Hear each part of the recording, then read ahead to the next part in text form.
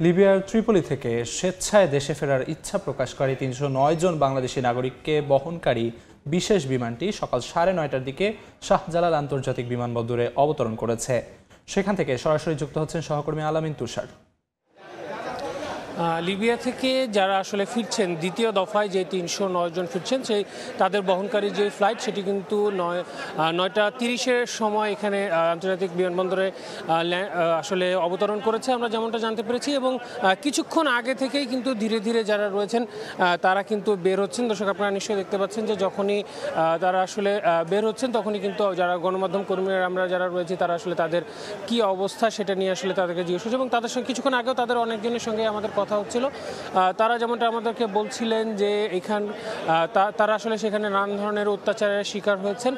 সেখানকার পুলিশের বিরুদ্ধে তারা আসলে অভিযোগ আনছেন যে যখনই আসলে তারা পাসপোর্ট দেখিয়েছেন তারপরে সেই পাসপোর্ট ছুঁড়ে ফেলে দিয়ে তাদেরকে আসলে বিক্রি করে দেওয়া হয়েছে মাফিয়াদের কাছে, এরকম অভিযোগ তারা করছিলেন।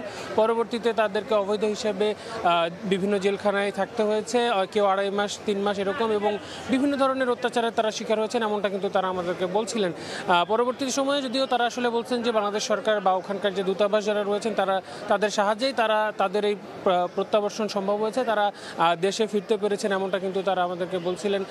এবং তারা অনেক খুশি, এবং তাদেরকে দেখেও তাদের যারা পরিবারের সদস্যরা রয়েছেন তারাও কিন্তু অনেকটাই আসলে চিন্তামুক্ত হয়েছেন। আমরা দেখছি যে বিমানবন্দরের বাইরে অনেকে আশপাশে কিন্তু অনেকে অবস্থান করছেন, তাদের পরিবারের সদস্যরা, তাদেরকে সঙ্গেও আমরা কথা বলেছি।